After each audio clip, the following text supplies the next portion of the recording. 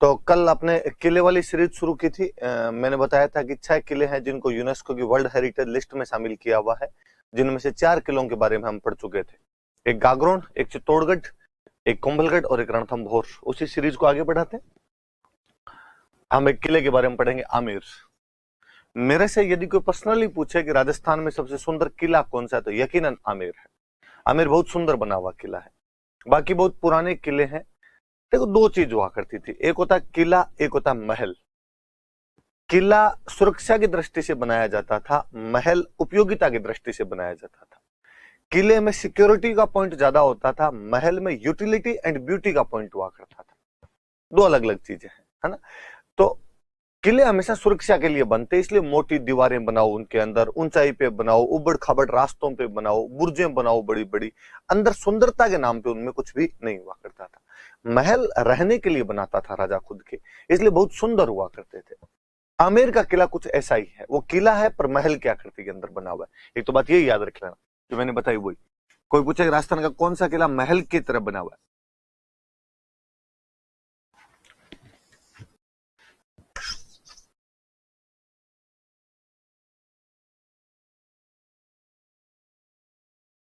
कौन सा किला है जो महल की आकृति में बना। तो महल की आकृति में बना हुआ कोई किला है तो वो कौन सा है, आमेर का किला। बहुत सुंदर, वाकई बहुत सुंदर। आप कभी आइए तो आमेर का किला देख के पक्का जाना आप। एक रीजन भी है कि ये महल की आकृति में क्यों बना दिया गया। तो इस किले का निर्माण मानसिंह ने करवाया था। हालांकि कहते हैं कि काकिल देव ने जब यहां पर कब्जा किया था तो छोटा मोटा किला था, यहां पर छोटी मोटी गढ़ी रही होगी, इसलिए इसका नाम काकिलगढ़ भी है।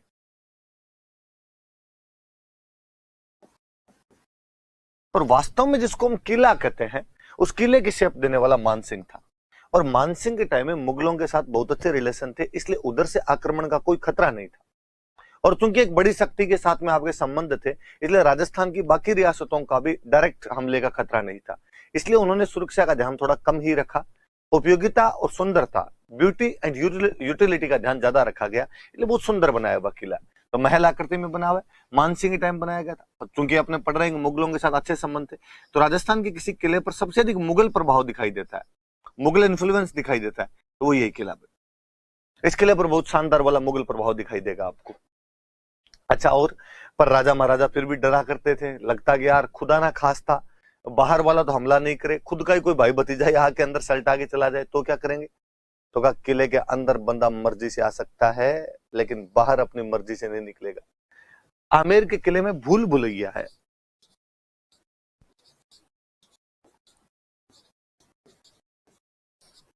रास्ता यकीनन आप कभी अंदर घुस जाना, बाहर एक बार में तो निकल नहीं ही पाओगे। एक बार में तो नहीं निकला जाएगा आपसे इस किले से बाहर।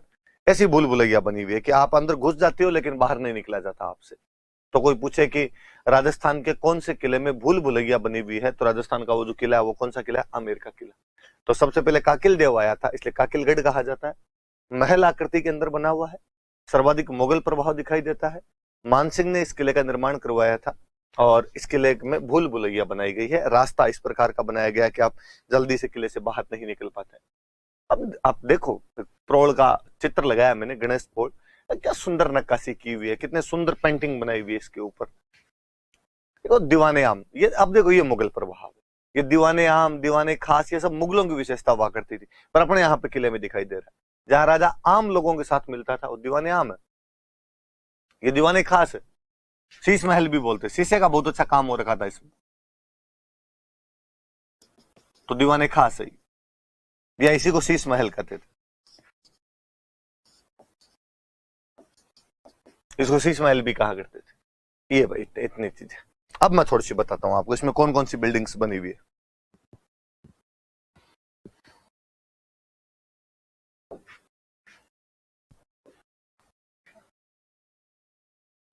बिल्डिंग्स कौन कौन सी है इसमें, दो तो यही आपके दीवाने आम और दीवाने खास है इसमें। दीवाने आम है, दीवाने खास है। इस दीवाने खास को बोलते हैं शीश महल, शीशे का बहुत अच्छा काम हो रखा है।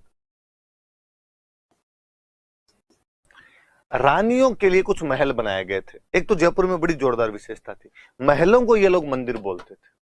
होते महल थे, नाम उनके मंदिर। आप याद कीजिए हवा महल की 5 मंजिलों के नाम, शरद मंदिर, रतन मंदिर, विचित्र मंदिर, प्रकाश मंदिर, हवा मंदिर। शरद मंदिर पे एक कोना बना हुआ जिसका नाम प्रताप मंदिर। तो मंदिर है मतलब महल है। यहां पर भी रानियों के लिए कुछ महल थे। सुख मंदिर, इंग्लिश वाले थोड़ा ध्यान रखें, सुख टेंपल मत कर लेना, सुख मंदिर ही करना है क्योंकि महल का नाम है। यश मंदिर, सुहाग मंदिर।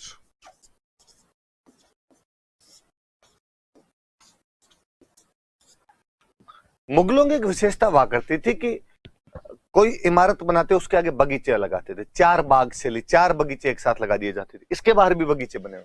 बगीचा है दौलाराम का बाग,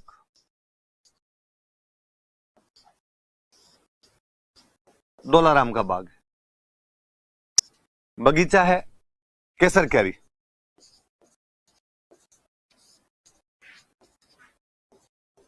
केसर कैरी बगीचा है। बाहर एक पानी का जलाशय है माउठा,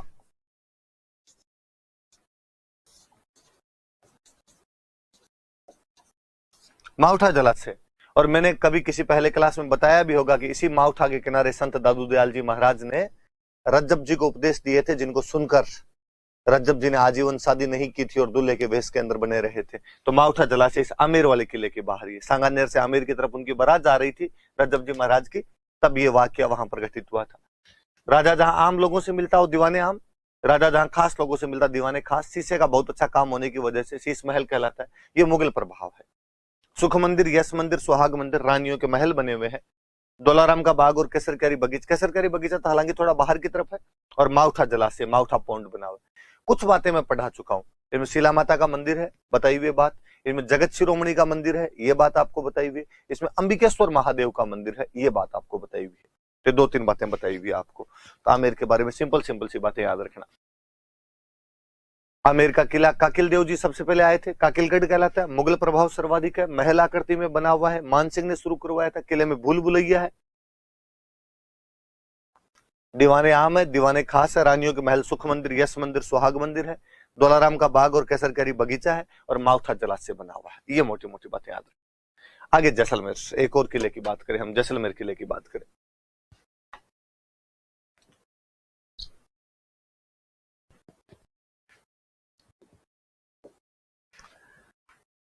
फिर मेरी कुछ बात बताई हुई कि 1155 में जैसल इस किले का निर्माण करवा था।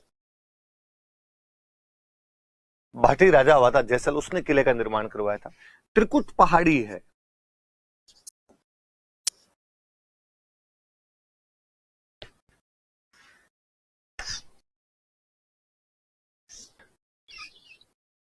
इस त्रिकुट पहाड़ी पर यह किला बना हुआ।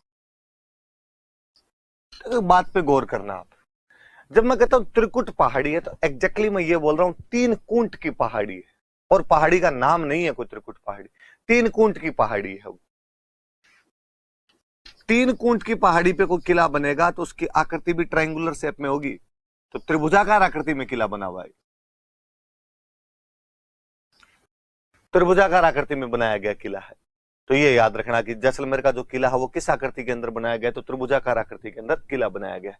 1155 में जैसल ने किले का त्रिकुट पहाड़ी पर निर्माण करवाया था, इसलिए त्रिभुजाकार आकृति के अंदर बना हुआ किला है। हम अपनी तारीफें करते हैं तो हम कहते हैं कि जैसलमेर का किला आप दूर से देखो तो इस प्रकार लगता है जैसे शेर अंगड़ाई ले रहा है। अंगड़ाई लेते शेर के समान दिखाई देता है।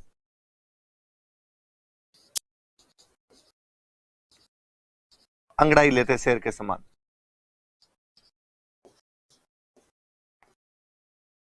दिखाई देता है ये किला। किसी ने कहा यार थोड़ा ज्यादा ना हो गया, अंगड़ाई लेता शेर तुम कब देख के? तो हमने कहा चलो तो हम दूसरा बता देते हैं। दूर से देखो तो ऐसे लगता है जैसे कोई जहाज समुद्र के बाहर अपने लंगर डाल के खड़ा हो। ये जहाज अभी अभी बंदरगाह पे लौटा है, अपनी रस्सियां उतारी है उसने, लंगर खोले हैं, समुद्र के पास में खड़ा है। किसी ने कहा समुद्र, तुम्हारे जैसलमेर में समुद्र कहां से आया? हमने कहा रेत का। तो दूर से देखने पर रेत के समुद्र में खड़े लंगर डाले जहाज के समान दिखाई देता है, रेत के समुद्र में।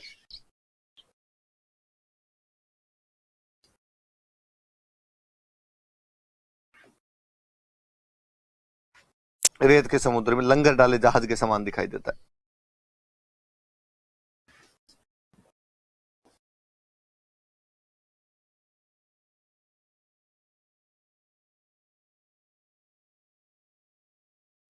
हम कहते हैं साहब पीले पत्थर है, और पीले पत्थर सूरज की रोशनी में चमकते हैं बहुत शानदार वाले, इसलिए गोल्डन फोर्ट है, स्वर्णगिरी का किला।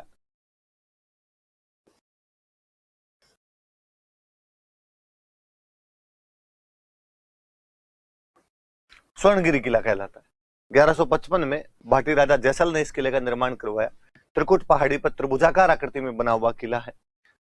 अंगड़ाई लेते शेर के समान दिखाई देता है। रेत के समुद्र में लंगर डाले जहाज के समान दिखाई देता है। स्वर्णगिरी का किला कहा जाता है क्योंकि पीले पत्थर सूरज की रोशनी के अंदर सोने की तरह चमकते हैं, आभा बिखेरते हैं अपनी। थोड़ी बातें और पढ़े हम।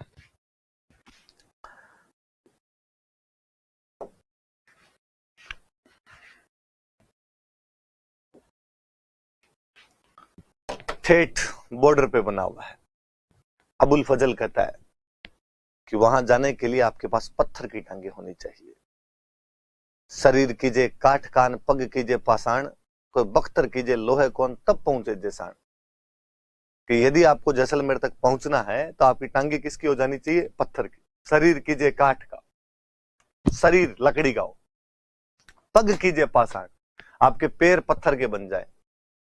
बख्तर कीजिए लोहे का, आपके कपड़े, आपके बख्तर, आपका कवच लोहे का, तब पहुंचे जैसान, तब आप जैसलमेर तक पहुंच सकते हो।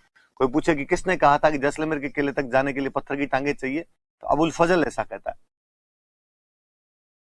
कि अबुल फजल के अनुसार पत्थर की टांगे ही आपको जैसलमेर के किले तक पहुंचा सकती है। पत्थर की टांगे जैसलमेर के किले तक पहुंचा सकती है।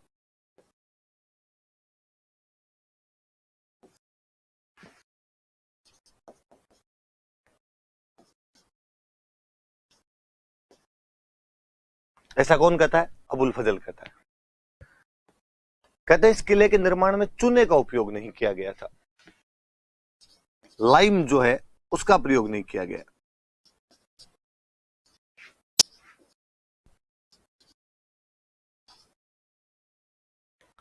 फिर मुझे लगता है यार चूने का उपयोग करेंगे तो पानी की आवश्यकता पड़ेगी। पानी कहां से लाएंगे जैसलमेर के अंदर? किसी कवि ने क्या खूब ही कहा है कि धरती आज जैसान रीन बढ़ती कदे ना, और जैसलमेर की धरती पे और कोई कभी कब्जा नहीं कर पाया था। धरती आज जैसान री बढ़ती कदे ना, और पानी जठे पताल में नारी नेणा कोर। कि पानी वहां दो ही जगह था, या तो जैसलमेर में पानी पाताल के अंदर था, या महिलाओं की आंखों में था। इसके अलावा तो कहीं पे पानी था नहीं। तो भाई चूने का उपयोग करोगे तो पानी की आवश्यकता पड़ेगी, पानी की कमी थी, इसलिए चूने का प्रयोग ही नहीं किया गया। कहते इसके एक दो महल है जिनकी जो छत है वो लकड़ी की बनी हुई है, वुडन रूफ है। किले का जो परकोटा बना हुआ है, ऐसे लगता है ऐसे घाघरा पहन रखा हो किसी महिला ने। घाघरा नुमा परकोटा है, डबल परकोटा बना हुआ है, ऐसे लगता है ऐसे घाघरा पहन रखा हो महिला ने। घाघरा नुमा परकोटा है तो नाम पड़ गया कमरकोट। जैसे जालिम सिंह ने बनवाया तो जालिम कोट, वैसे घाघरा नुमा परकोटा, ऐसे कमर में घाघरा पहना हुआ हो तो ऐसे लगता है ऐसे कमरकोट है। पहले क्या होता है, जैसे किला बना हुआ है, किले के चारों तरफ परकोटा बना हुआ, तो परकोटे के पास पास में टावर बनाते थे। खूब टावर होते हैं जिनमें बैठ के दुश्मन की गतिविधियों पर ध्यान रखा जाता था। ये जो टावर होते हैं, इन टावर को बोलते थे बुर्ज। जैसलमेर के किले में राजस्थान में सबसे अधिक टावर बने हुए, सबसे अधिक बुर्ज है 99। कोई पूछे कि 99 बुर्जों वाला किला कौन सा था, तो 99 बुर्जों वाला कोई किला है तो जैसलमेर का किला है। तो याद रखना कि जैसलमेर किले में कितनी बुर्ज है? 99, सर्वाधिक, मैक्सिमम। कि राजस्थान में सर्वाधिक बुर्जें किस किले में थी? तो सर्वाधिक बुर्जें जो थी वो जैसलमेर के किले के अंदर हुआ करती थी। कितनी बुर्जें थी? तो 99 बुर्जें इस किले के अंदर बनी हुई है। भारत के बहुत बड़े मशहूर फिल्म मेकर हुए सत्यजीत रे, और सत्यजीत रे को ये किला इतना पसंद आया था कि उन्होंने इस किले पे मूवी बना दी थी। सत्यजीत रे ने मूवी बनाई है, बड़ी बात है। सत्यजीत रे को ऑस्कर मिला हुआ लाइफ टाइम अचीवमेंट का, और मूवी का नाम ही रखा था सोनार किला। गोल्डन फोर्ट या सोनार किला के नाम से मूवी बना दी थी। 2009 के आसपास में ऐसी चर्चाएं थी कि किला गिर सकता है, तो भारत सरकार का और तो बस चला नहीं, तो 2009 में इस किले पे डाक टिकट जारी किया गया था।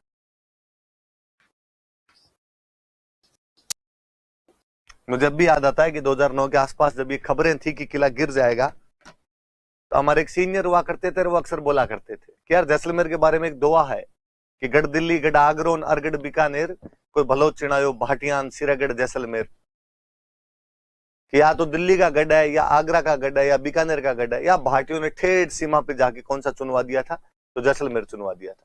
वो अक्सर चेंज कर दिया करते, वो कहते यार अब इसको चेंज करो, गिरने वाला जैसलमेर तो, कि गढ़ दिल्ली, गढ़ आगरो, अरगढ़ बीकानेर, चंदो करो भाटियान, दुड़ जैसलमेर, कि जैसलमेर दुड़ जाएगा, भाटियों अब चंदा कर लो इसका।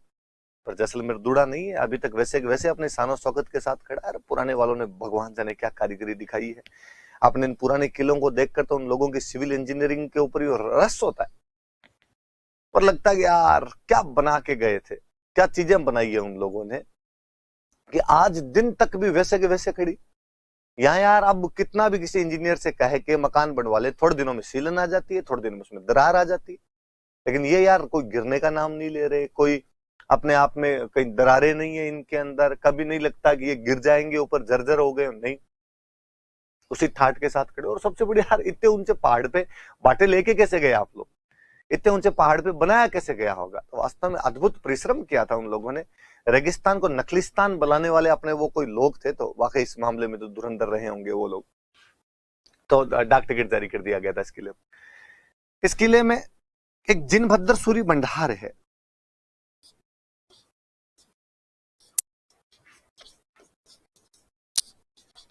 याद रखना इस फैक्ट को। इस जिनभद्र सूरी भंडार में राजस्थान की प्राचीन जितनी भी हस्तलिखित पुस्तकें हैं, पांडुलिपियां, मैन्युस्क्रिप्ट जितनी पड़ी है, वो सारी इस किले के अंदर है। ये प्राचीन हस्तलिखित पुस्तकों का संग्रह है यहाँ पर।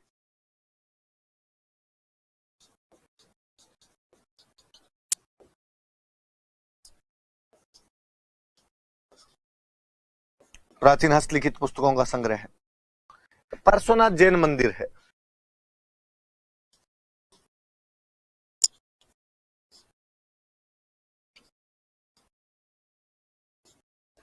एक कुआं बना हुआ है जिसका नाम है जैसलू कुआं।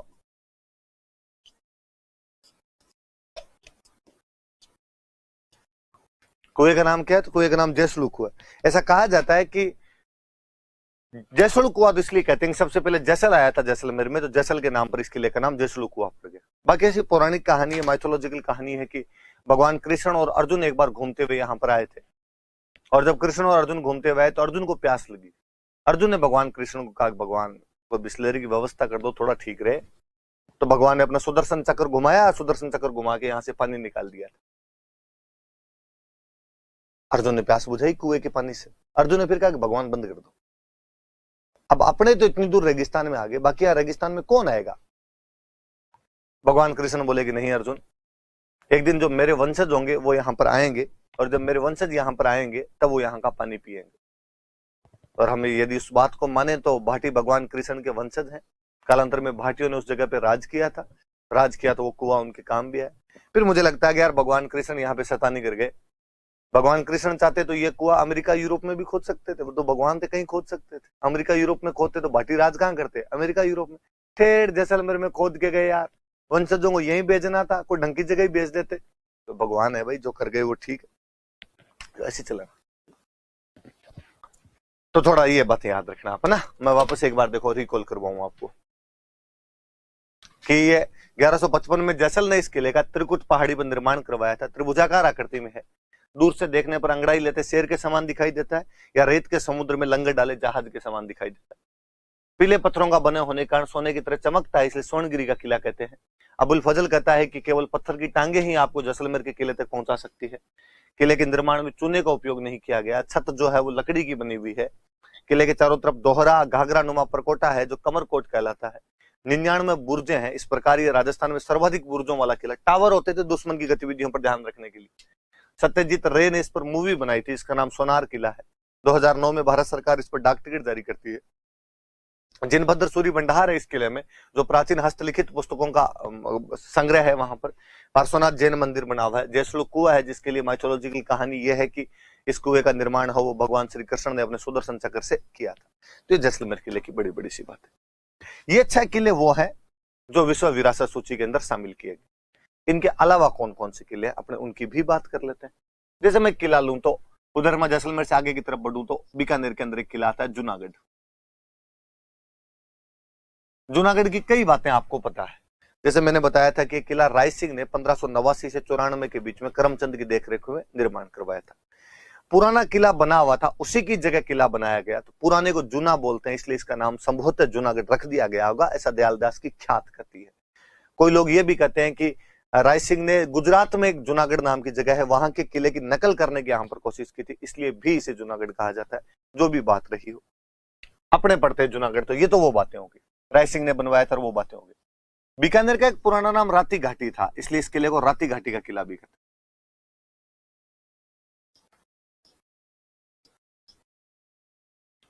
राती घाटी का किला भी कहा जाता है। अब बीकानेर में न तो भाई पहाड़ है, जैसलमेर में तो फिर भी पहाड़ था, त्रिकुट पहाड़ पर किला बना दिया, हालांकि है तो वो भी मरुस्थल दुर्ग, धानवन दुर्ग है अपने आप में, पर बीकानेर वाला तो सीधा सीधा एकदम जमीन पर खड़ा किया गया, कोई पहाड़ नहीं, कोई और कुछ नहीं, तो एकदम जमीन पर खड़ा किया। और आपकी मान डाकण कौन गए, तारीफ की, तो हमने कहा भाई ये जमीन का जेवर है, लगता है इसे जमीन ने आभूषण पहन रखा, जमीन का जेवर। सीधा धरती पे कोई भी किला बनेगा वो चतुर्भुजाकार आकृति में ही होगा, तो ये चतुर्भुजाकार आकृति में, रेक्टेंगल शेप के अंदर बना हुआ है, आयताकार बना हुआ है, चतुर्भुजाकार बना हुआ है। 37 बुर्जे हैं। याद रहे, हम पढ़ रहे थे कि जैसलमेर में 99 है जो सर्वाधिक है, इसके अंदर 37 बुर्जे हैं। किले की सुरक्षा कैसे करो, सीधा जमीन पर जब बना दिया। खाई है, अपने आप में पारिख दुर्ग का उदाहरण है।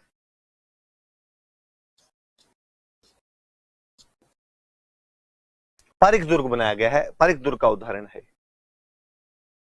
तो राती घाटी का किला कहते हैं, जमीन का जेवर कहलाता है, चतुर्भुजाकार आकृति में बना हुआ है, 37 बुर्जे हैं इसमें, चारों तरफ खाई है, पारिक दुर्ग कहते हैं। एक याद रखना, राठौड़ों के जो भी किले हैं उनको चिंतामणि किले कहा जाता है, गढ़ चिंतामणि कहा जाता है। वो भले जोधपुर का मेहरानगढ़ हो या वो बीकानेर का जूनागढ़ हो, तो गढ़ चिंतामणि कहलाता है। राठौड़ों के किलों का नाम ही था कि उन्हें चिंतामणि किले बोलते थे। चिंतामणि नक्षत्र होता है, राठौड़ों का शुभ नक्षत्र माने गए, तो गढ़ चिंतामणि। तो ये मेहरानगढ़ वाले को भी गढ़ चिंतामणि कहते हैं, इस बीकानेर वाले जूनागढ़ को भी गढ़ चिंतामणि कहा जाता है। 2-3 अच्छे अच्छे इमारतें बनी हुई। चलो इमारतें अगले पेज पे लिखो।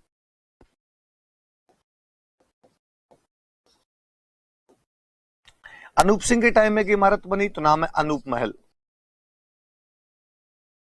और फिर बीकानेर के राजाओं का राज तिलक हमेशा यही करते थे, कोरोनेशन सेरेमनी हमेशा इस अनूप महल में हुआ करती थी। एक बना हुआ है हरमंदिर, एक बना गंगा विलास महल। ये गंगा विलास महल तो बहुत अच्छा, गंगा सिंह के टाइम का है, इतनी अच्छी नक्काशी की हुई अंदर, इतने अच्छे भित्ति चित्र बने हुए हैं, तो गंगा विलास महल याद रखें। वैसे भी याद रह जाएगा, गंगा सिंह बीकानेर का राजा था, तो गंगा विलास महल कहां बनेगा, बीकानेर में बनेगा। अनूप सिंह बीकानेर का राजा था, तो अनूप महल कहां बनेगा, बीकानेर में बनेगा। राज तिलक वहां पर किए जाते थे, हर मंदिर बना हुआ। 3-4 बातें हैं, ज्यादा कोई बड़ी बातें हैं नहीं, कुछ बातें हमने पढ़ी ली थी। एक बात हम पढ़ ही लेते हैं कि जयमल फत्ता की मूर्तियां लगी हुई है, प्रशस्ति है जो जयिता ने लिखी थी, वो सारी बातें अपने को पता है। तो राती घाटी का किला कहते हैं, जमीन का जेवर कहा जाता है, गढ़ चिंतामणि किला कहा जाता है, चतुर्भुजाकार आकृति में, 37 बुर्जे हैं, चारों तरफ खाई है, इसलिए अपने आप में किसका उदाहरण है, तो पारिक तुर्क का उदाहरण।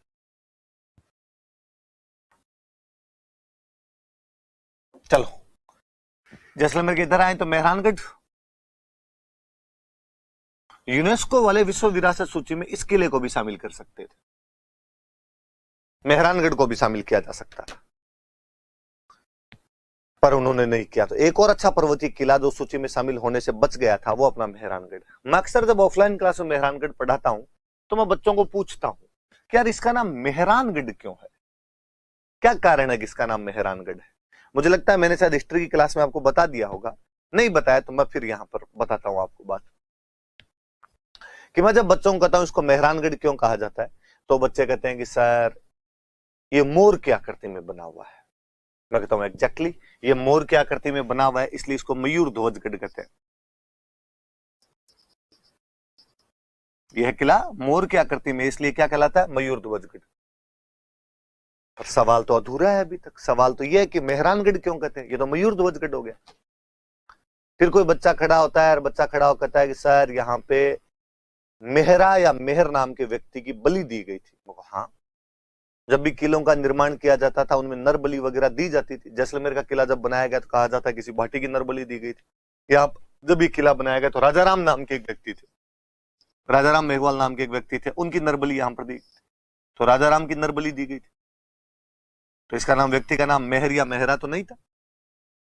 अब बता दो तुम, इसे मेहरानगढ़ क्यों कहा जाता है? बच्चा फिर खड़ा होता है और बच्चा खड़ा होकर कहता है सर ये मेहर पहाड़ी का नाम, मेहर पहाड़ी पे बना हुआ इसलिए। मैं फिर कहता हूं कि उस पहाड़ी का नाम चिड़िया टूंक है, कि चिड़िया टूंक पहाड़ी पर बना हुआ।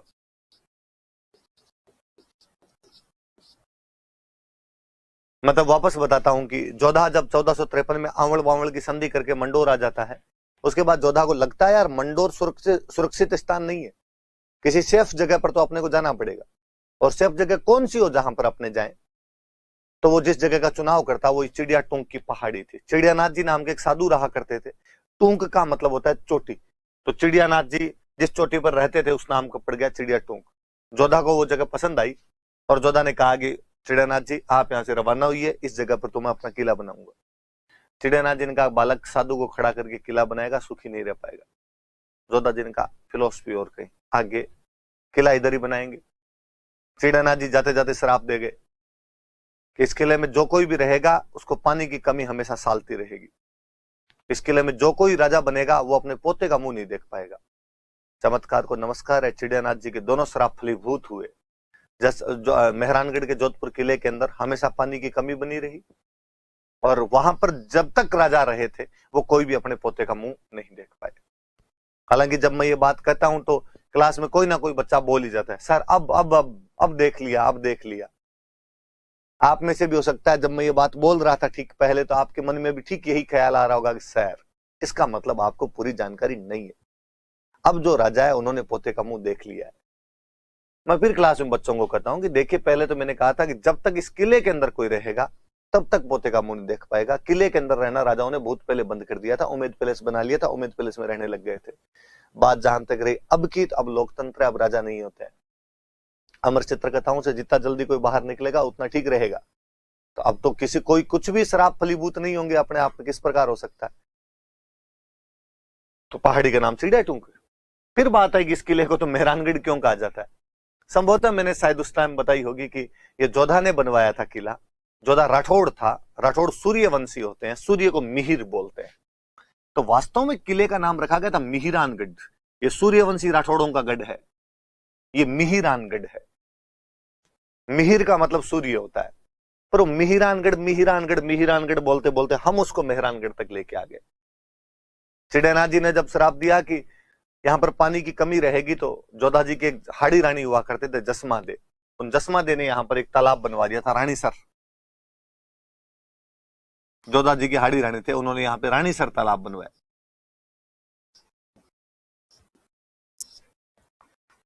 राव गंगा की एक रानी हुए थे पद्मा कुमारी, उन्होंने यहां पे तालाब बना दिया पद्मसर। यार कम से कम ये पानी की कमी तो नहीं रहने देंगे। एक अंग्रेज खूब लंबे समय तक यहां पर रहकर गया था, रुडयार्ड किपलिंग। मैं फिर आपको जब राव सिंह की कहानी सुनाता हूं तो रुडयार्ड किपलिंग की कई बातें बताता हूं आपको। रुडयार्ड किपलिंग वह अंग्रेज था जिसको 1907 में उसकी पुस्तक जंगल बुक के लिए नोबेल पुरस्कार मिला था। पहला अंग्रेज जिसको साहित्य का नोबेल मिला था रुडयार्ड किपलिंग था। इस किले में अपना एक लंबा समय गुजारता है तो रुडयार्ड किपलिंग कहता है कि यार इस किले का निर्माण मनुष्यों ने तो नहीं किया, ये किला देवताओं तथा परियों के द्वारा बनाया गया है, made by angels and deities. ऐसा यदि कोई बंदा कहता तो वो बंदा कौन है? Rudyard Kipling. इसके अनुसार इस किले का निर्माण किसने किया है? देवताओं और परियों ने। यार मिनकों से तो ऐसा किला आज बने न कल बने। ये किला सूर्यवंशी राठौड़ों द्वारा बनाया गया इसलिए मिहिरानगढ़ कहलाता है। ये किला मोर की आकृति में इसलिए मयूर ध्वजगढ़ कहलाता है। इसके निर्माण के समय राजाराम मेघवाल नामक व्यक्ति की नरबली दी गई थी यहाँ पे। ये चिड़िया टूंक नाम की पहाड़ी पर बना हुआ है। चूंकि राठौड़ों के किले चिंतामणि गढ़ कहलाते थे इसलिए इसे गढ़ चिंतामणि भी कहा जाता है।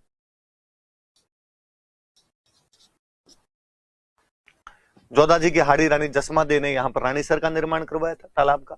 गंगा की रानी पद्मावती ने या पद्मा कुमारी ने यहाँ पे पद्मसर बनाया था। रुडयार्ड किपलिंग के अनुसार यह किला देवताओं तथा परियों के द्वारा बनाया गया है। ये कुछ मोटी मोटी सी बातें तो याद रखना आप इस किले के बारे में। फिर कुछ बातें मेरी बताई हुई है, करणी माता ने इसकी नींव लगाई थी, उस टाइप की बातें बताई हुई है आपको। इस किले में दो चीजें, एक तो इस किले में महल कौन कौन से बने हुए हैं, इमारतें लिखता हूं, ज्यादा अच्छा शब्द रहेगा ना।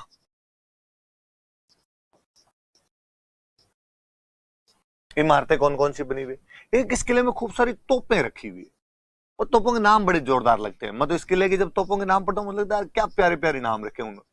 किलकिला, भवानी,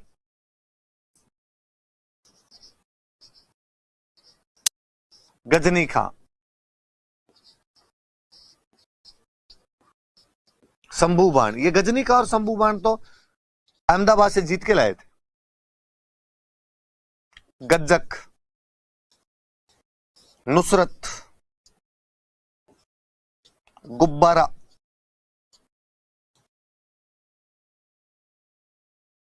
किलकिला, भवानी, गजनी खां, शंभू बाण, गज्जक, नुसरत, गुब्बारा, तोपों के नाम।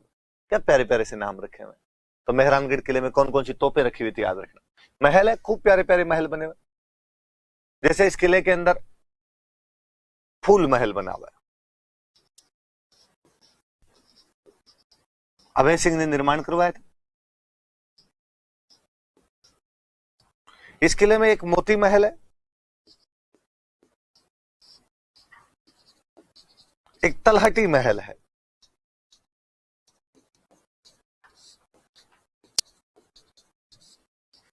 सूर सिंह ने निर्माण करवाया था।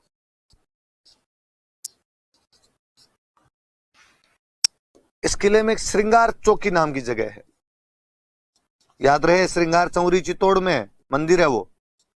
इसका निर्माण तख्त सिंह ने करवाया था और बाद में रूल साहब आगे यहां पे राजाओं का राज तिलक करते थे।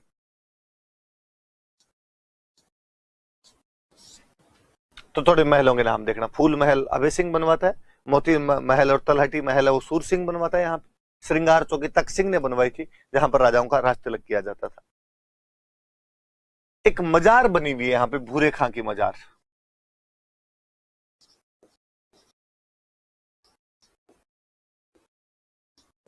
भूरे खां की मजार है और कहते हैं भूरे खां की मजार तो किले के अंदर बनी हुई है, बीचों आप किले में चढ़ते हैं तो थोड़ा सा आगे चलती है। एक बार कोई राजा निर्माण कार्य करवा रहा था, तब भूरे खां की मजार को हटाने की बात आई थी। राजा ने कहा हटा के थोड़ी साइड में बना दो। भूरे खान साहब रात को राजा के सपने में आए तो उसने कहा मुझे हटाया ना, मैं तुझे हटा दूंगा, देख लेना। राजा ने कहा बाबूजी महाराज यहीं रहो, कोई दिक्कत नहीं है। यहाँ पर एक मान सिंह का सेनापति हुआ करता था, कीरत सिंह सोडा। गिंगोली वाले युद्ध के बाद जब जगत सिंह सेकंड ने घेर लिया था तो उस युद्ध के अंदर वो लड़ता हुआ मारा गया था, उसकी छतरी बनी हुई है, कीरत सिंह सोडा की छतरी है। दो मामा भांजा अपने सामंत के साथ लड़ते हुए यहां पर काम आए थे, तो उन मामा भांजा की छतरी है यहां। मामा भांजा की छतरी भी कहते हैं, या उनके नाम थे धन्ना और भीवा, तो धन्ना भीवा की छतरी भी कहते हैं।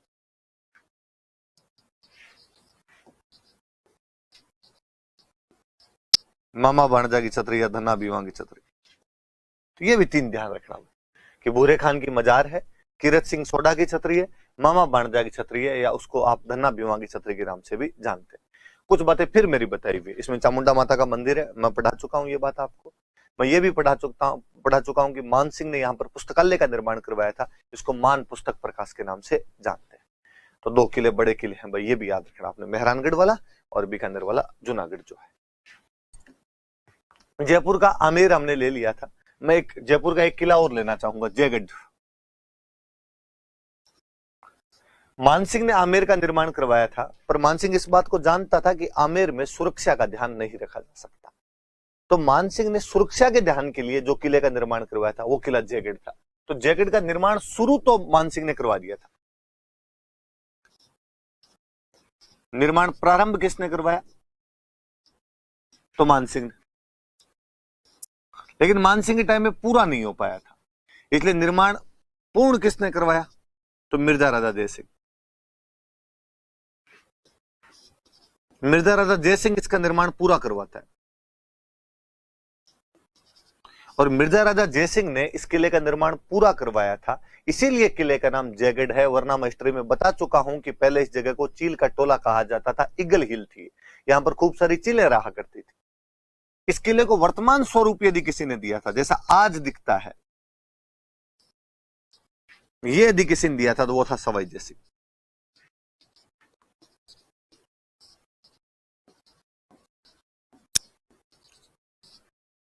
तीन चीजें शुरू करवाया था मानसिंह ने, पूरा करवाया था मिर्जा राजा जयसिंह ने, इसीलिए नाम जयगढ़ है। वर्तमान स्वरूप किसने दिया था? सवाई जयसिंह। मैंने अभी कहा कि किला सुरक्षा के लिए बनाया गया था, तो वास्तव में जिस प्रकार चित्तौड़ वालों ने सुरक्षा के लिए कुंभलगढ़ बनाया था, उसी प्रकार आमेर वालों ने सुरक्षा के लिए जयगढ़ बनाया था। जिस प्रकार कुंभलगढ़ मेवाड़ की संकटकालीन राजधानी थी, उसी प्रकार जयगढ़ आमेर की संकटकालीन राजधानी थी, या आमेर की संकटकालीन राजधानी हुआ करती थी। इमरजेंसी कैपिटल है।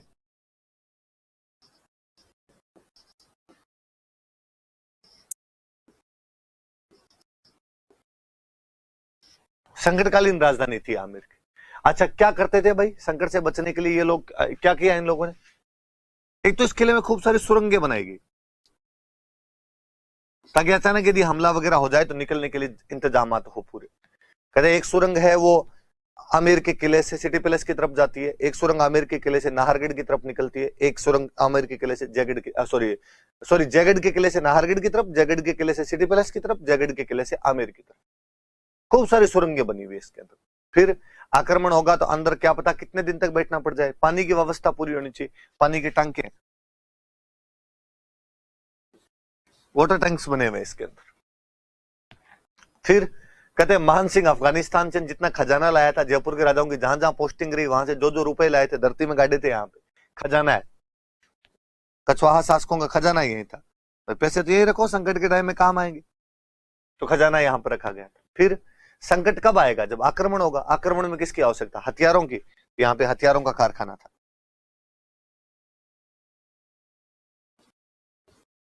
हथियारों का कारखाना रखा गया।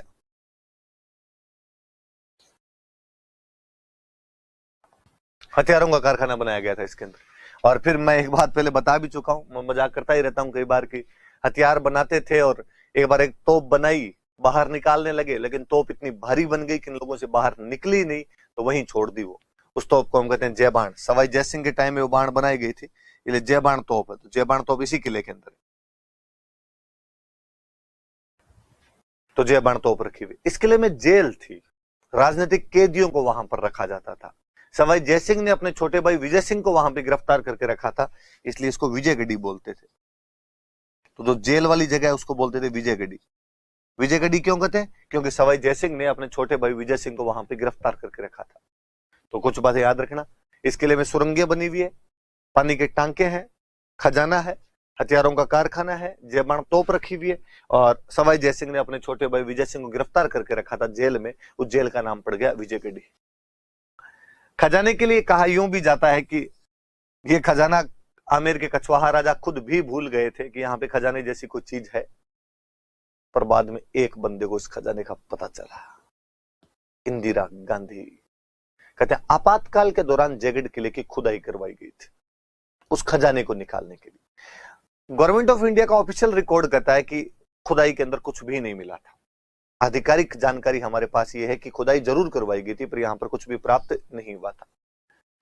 पर कुछ जयपुर का लोकल डोकरा होता है, वो बातें बताता है कि भाई साहब 2 दिनों तक दिल्ली जयपुर हाईवे बंद रखा गया था।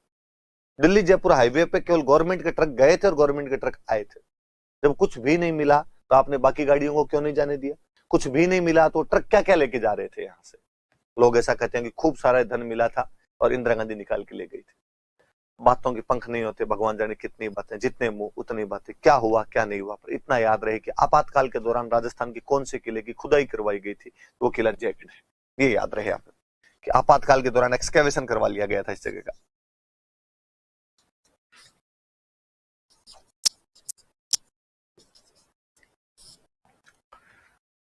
मानसिंह ने निर्माण शुरू करवाया, मिर्जा राजा जयसिंह के टाइम में पूरा हुआ, वर्तमान स्वरूप जयसिंह ने दिया। जयपुर का संकट मोचक किला था ये, या संकटकालीन राजधानी थी। सुरंगें बनी हुई है, टांके बने हुए हैं, खजाना बना हुआ है, खजाना था इसमें, हथियारों का कारखाना था, जेबाण तोप रखी हुई है, विजयगढ़ी है जहां सवाई जयसिंह के भाई विजय सिंह को गिरफ्तार करके रखा गया था, और आपातकाल के दौरान इंदिरा गांधी ने इस किले की क्या करवा दी थी, खुदाई करवा दी थी। जब हम जयपुर के किलों की बात कर रहे हैं तो फिर एक किले पर हम आएंगे, और उस किले का नाम है नाहरगढ़।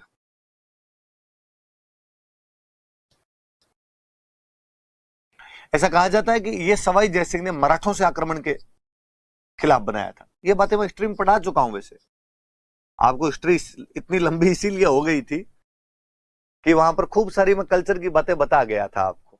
तो सवाई जयसिंह ने यह किला मराठों के खिलाफ बचाव के लिए बनाया था, मराठों से बचाव हेतु इस किले का निर्माण करवाया था। किसने करवाया? तो सवाई जयसिंह ने इस किले का निर्माण करवाया था। बचाव करता था, इसलिए किले का नाम पड़ा जयपुर का पहरेदार किला।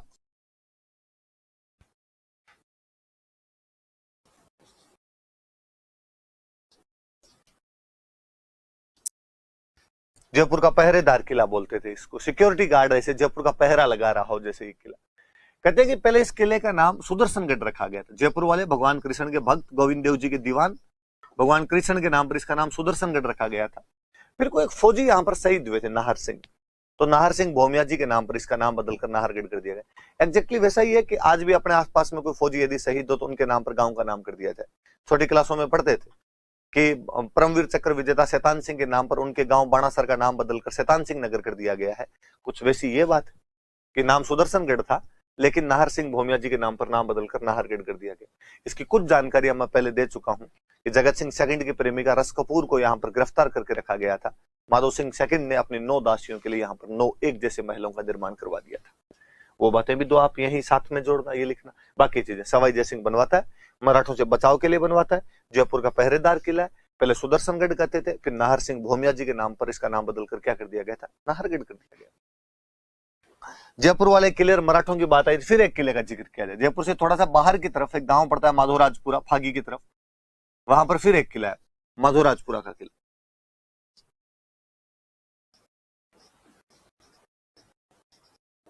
कहते हैं माधो सिंह प्रथम ने मराठों पर जीत के बाद इस किले का निर्माण करवाया था। माधो सिंह फर्स्ट बनवाता है मराठों पर जीत के बाद, मराठों पर जीत की याद में, इसीलिए नाम माधोराजपुरा है।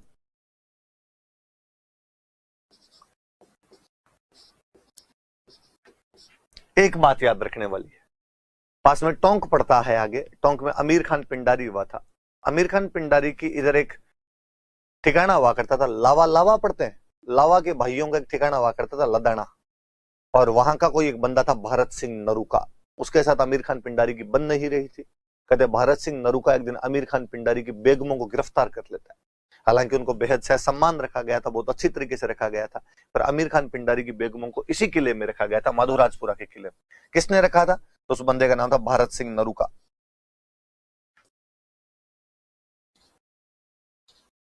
किसकी बेगमों को गिरफ्तार करके लेके आ गया था? अमीर खान पिंडारी। अमीर खान पिंडारी कहां का राजा था? तो टोंक।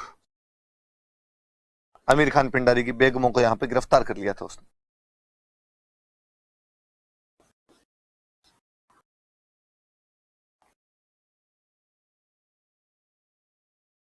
बेगमों को यहां पे गिरफ्तार करके रखा गया था, ये भी थोड़ा सा याद रखना।